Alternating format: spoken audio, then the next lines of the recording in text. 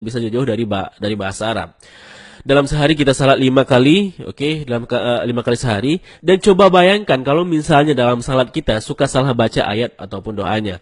Niatnya mau berdoa untuk kebaikan, malah jadinya keburukan akibat salah baca. Nah, khususnya surat Al-Fatihah. Karena surat ini merupakan rukun dalam salat dan pasti dibaca di tiap rakaat, dan semua ibadah salat pasti dibaca surat Al-Fatihah tentunya.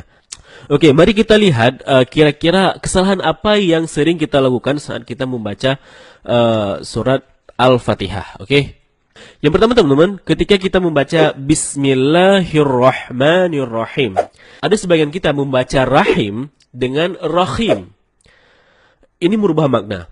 Rahim artinya yang maha penyayang. Sedangkan Rahim artinya maha merdu. Bacaan yang benarnya insya Allah dengan huruf H. H dalam tenggorokan.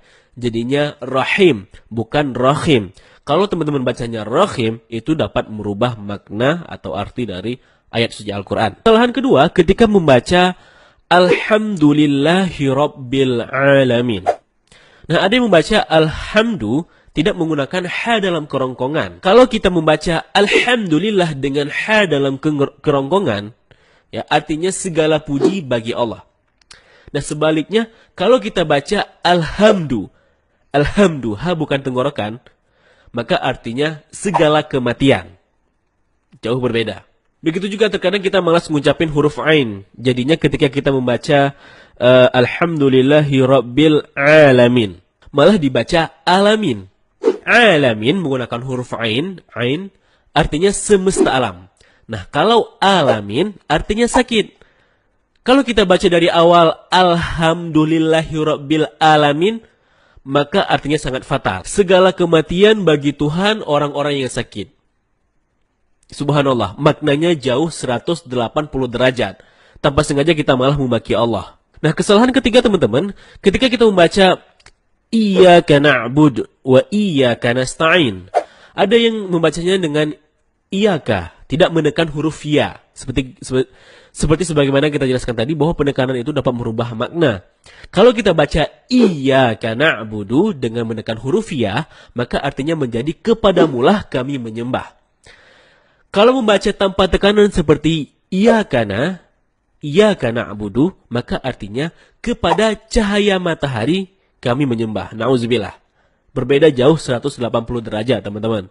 Nah, tanpa sengaja kita telah melakukan 3 kesalahan.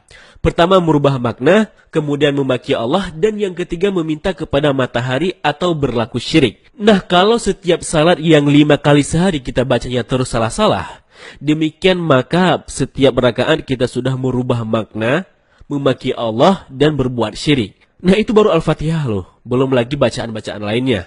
Jadi yang awalnya ibadah untuk memuja dan berdoa kepada Allah, malah sebaliknya. Inilah sebab kenapa bahasa Arab atau bahasa Al-Quran sangat berbeda dengan bahasa Indonesia. Seperti video yang sedang viral sekarang ini, di mana Al-Fatihah dibaca dengan Al-Fatihah. Nah teman-teman, Al-Fatihah artinya pembuka.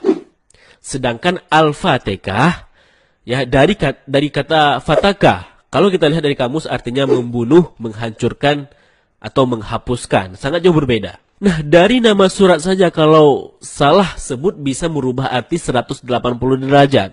Gimana lagi teman-teman kalau beserta dengan isi-isinya, isi suratnya.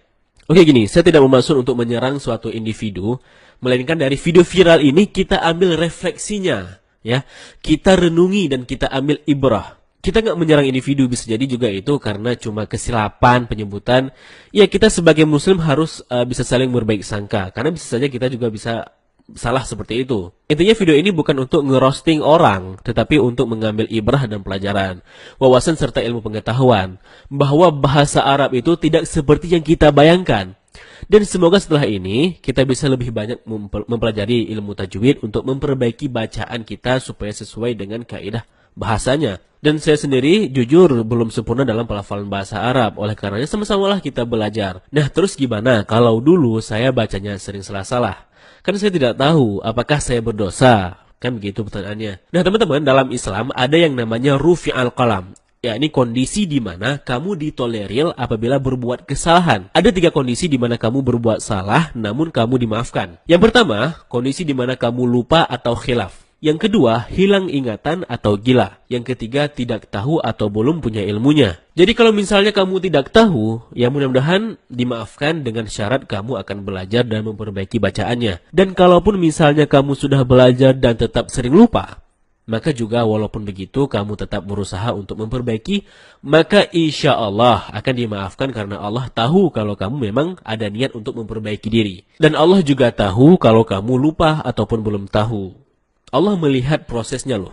Nah mungkin ini saja untuk vlog kali ini. Semoga bermanfaat. Bagaimana pendapat kalian? Tulis di kolom komentar. Nonton pula video lainnya dari Benny ID.